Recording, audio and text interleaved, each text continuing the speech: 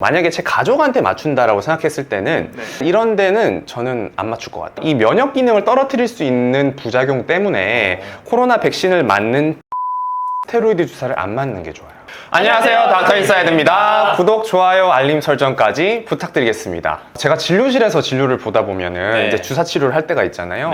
그러면 다른 건 안 물어봐도 환자분께서 이게 뼈 주사인가요? 뭐 스테로이드 주사인가요? 이런 걸 물어보시는 경우는 항상 있어요, 항상. 막연한 거부감? 네, 막연한 거부감도 있고 이게 뭔가 안 좋다라는 걸 많이 듣고 오시는 것 같아요. 뼈 주사. 네, 특히 또 뭐 뼈 주사를 맞으면 뭐 뼈가 녹는다더라.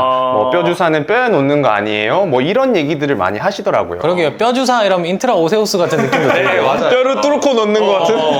그래서 이번 시간에는 환자분들이 뼈 주사, 뭐 스테로이드 주사라고 알고 있는 이 주사에 대한 오해와 진실에 대해서 궁금해하실 만한 사항들을 모아서 Q&A 하는 시간 가져보도록 하겠습니다.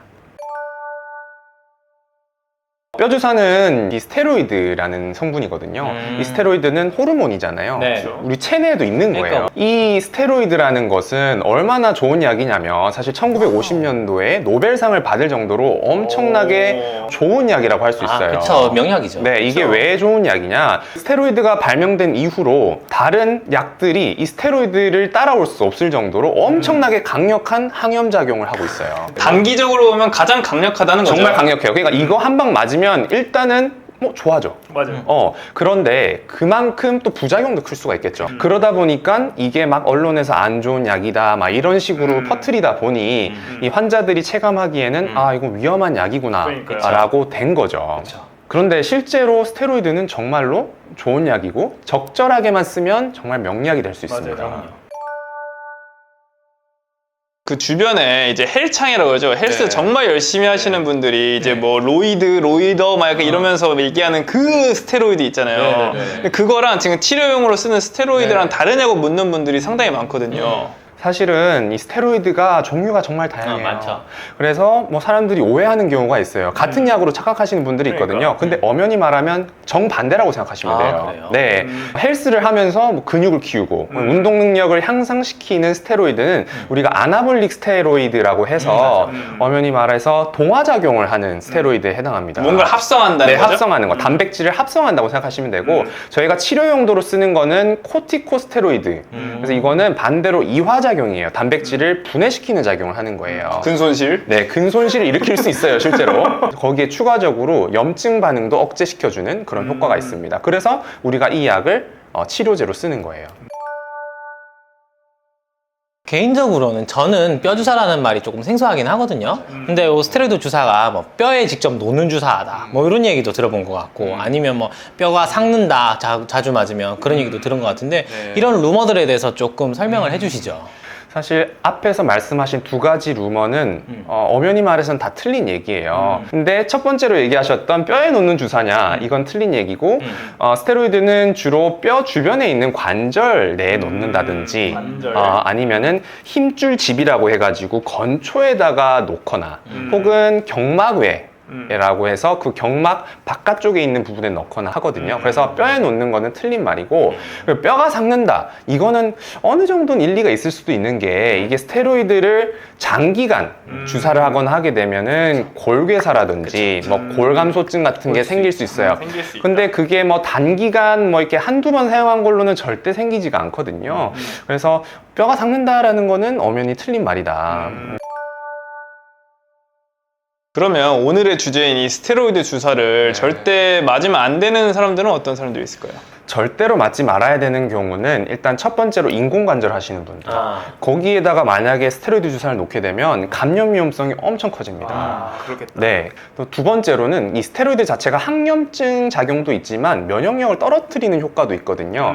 그래서 뭔가 전신적으로 면역력이 떨어지시는 분들 혹은 면역 억제제를 드시는 분들이라든지 아니면 주사 놓는 부분에 감염의 징후가 있으신 분들은 맞게 되면은 정말 위험할 수가 있으니까 안 맞으시는 게 좋아요.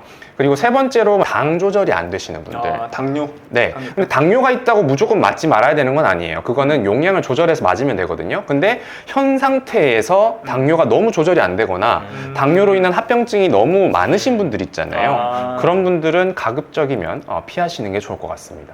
요즘 코로나 백신 엄청 많이 맞으면서 많이들 여쭤보시는데 이게 스테로이드 주사랑 코로나 백신의 간격을 띄워야 되거나 그런 게 있을까요? 띄워야 됩니다. 국내에서도 지침이 나왔는데요.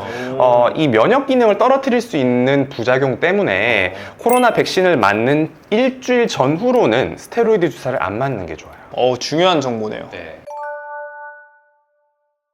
뼈 주사가 어쨌거나 잘 쓰면 엄청 좋은 주사잖아요. 하지만 이 주사를 절대 맞으면 안 되는 부위가 따로 있을까요? 있죠. 사실 원칙적으로는 사지에 있는 모든 관절이나 아니면 힘줄집 아까 말씀드렸죠. 건초 혹은 경막 외 공간이라고 하는 부분에는 어디든 놔도 상관은 없어요. 그런데 제 개인적인 견해로 만약에 제 가족한테 맞춘다라고 생각했을 때는 저는 체중 부하가 되는 부분 있잖아요. 고관절, 무릎, 뭐 발목, 뭐 발 이런 데는 저는 안 맞출 것 같아요. 왜요? 왜냐면은 스테로이드 성분 자체가 어떤 연골을 약화시키고 좀 손상을 시킨다는 논문 보고들이 있기 때문에 이런 상지나 이런 부분들은 체중 부하가 아무래도 덜 돼서 연골이 손상이 덜 되거든요. 그런데 이런 체중 부하가 되는 부분에는 스테로이드 주사를 맞고 체중을 계속 싣게 되면 아무래도 연골 손상이 더 많이 진행이 되겠죠. 그래서 정말 염증이 심하신 분들은 뭐 한 번 정도 맞을 수도 있겠지만 그게 아니라면 웬만하면 안 맞는 게 좋지 않은가 저는 그런 생각을 하고 실제로 진료실에서도 그렇게 진료를 하고 있어요. 근데 그러면 체중 부하 많이 되는 데는 어쨌든 통증이 많이 생기는 부위잖아요. 그러면은 뭘 주로 주사를 놓으세요? 요즘은 진짜 좋은 주사들이 많이 생겨났어요. 무릎 같은 경우도 연골 주사 있고 콘주란? 뭐 이런 콘주란도 것도 있고. 연골 주사고 그리고 뭐 PRP 주사도 있죠. 그다음에 체중엽파도 엄청 효과 좋아요. 프롤로 주사 같은 것들도 있고 그래서 요즘은 스테로이드 말고 다른 노을 주사들이 엄청 많기 때문에 다른 걸 맞으면 된다. 꼭 스테로이드를 강요할 필요는 없다. 그러면 이제 요즘 경험이 풍부하신 권준범 쌤은 주사를 주로 어느 부분에 많이 처방을 하시는 편인가요? 그래서 저는 하지 쪽은 거의 안 놓고요. 상지 쪽은 어깨, 50견 있는 분들 있잖아요. 50견. 주사 놓으면 효과 되게 좋거든요. 그래서 50견 그리고 손목이나 손가락 쪽. 손목은 득괴르뱅 같은 거. 여기 건초요? 네. 그리고 손가락은 방아쇠 수지 같은 부분들은 물리치료나 재활치료로 잘 안 돼요. 그래서 이런 부분들 스테로이드 한 번 정도 써주면 도움이 많이 되고 그리고 목이나 허리 아플 때 경막외 주사 우리가 뭐 신경차단술이라고 하는 건데 거기도 주사를 좀 많이 놓습니다. 다만 팔꿈치 우리가 테니스 엘보우, 뭐 골퍼스 엘보우라고 하는 부분은 예전에는 많이 놨어요. 근데 요즘은 스테로이드를 놨을 때 단기적으로는 효과가 있을지 몰라도 장기적으로는 오히려 조직의 위축을 일으켜서 오히려 더 많은 합병증이나 부작용을 낳는다고 되어 있어서 요즘은 안 놓습니다. 뼈 주사 놓는 방법도 엄청 다양하고 엄청 어렵네요. 다양하고 사실 컨센서스가 딱 정해진 게 아니고 병원별로 다르기 때문에 이 지금 말씀드린 것도 제 개인적인 견해이긴 하거든요. 그래서 참고하셔서 진료 보시면 좋을 것 같아요. 그러면 이 스테로이드 주사의 그 맞는 횟수나 간격은 어떻게 되나요? 이거 진짜 많이 물어보세요. 몇 번까지 맞아도 돼요? 이런 얘기 많이 하시는데 실비 보험이 되는 한? 네. 그렇지 않죠. 에이, 저 넘어갈 뻔했는데 제가 얘기했잖아요. 자주 맞아서 좋을 거 없다. 이게 국내에서 아직 100% 통용된 건 아니에요. 100% 정립된 건 아닌데 일반적으로 1년에 한 부위당 3번 정도까지는 괜찮다라고 돼 있고 근데 한 번 맞고 나선 한 2주 정도의 간격은 최소한 두라고 되어 있어요. 이상으로 뼈 주사에 대한 여러 오해와 진실들에 대해서 알아봤습니다. 되게 좀 심오하네요. 네, 스테로이드 자체가 정말 횟수나 간격만 잘 지켜서 쓰면 명약이 될 수 있어요. 그렇죠. 근데 가끔 뭐 의원급이나 이런 데 보시면 스테로이드를 절대 쓰지 않습니다. 이런 것들로 광고하는 데가 있거든요. 홍보를 그걸로 해요? 홍보를 그걸로 해요. 근데 저는 이게 과연 맞느냐에 대한 의문은 드는 게 가령 50견 있는 분들 있잖아요. 어깨가 막 90도도 안 올라가. 근데 그런 사람한테 무조건 뭐 재활치료, 물리치료, 뭐 다른 비침습적인 치료를 한다고 좋아질까요? 저는 그렇게 생각하지 않거든요. 심할 때는 한 번 정도 스테로이드 주사를 써주면 엄청나게 좋은 효과를 볼 수 있기 때문에 무조건 스테로이드는 좋지 않다라고 생각하시진 않으셨으면 좋겠어요. 그러니까 무조건적인 그런 약간 거부감보다는 적절히 쓰는 거를 두려워하지 마라.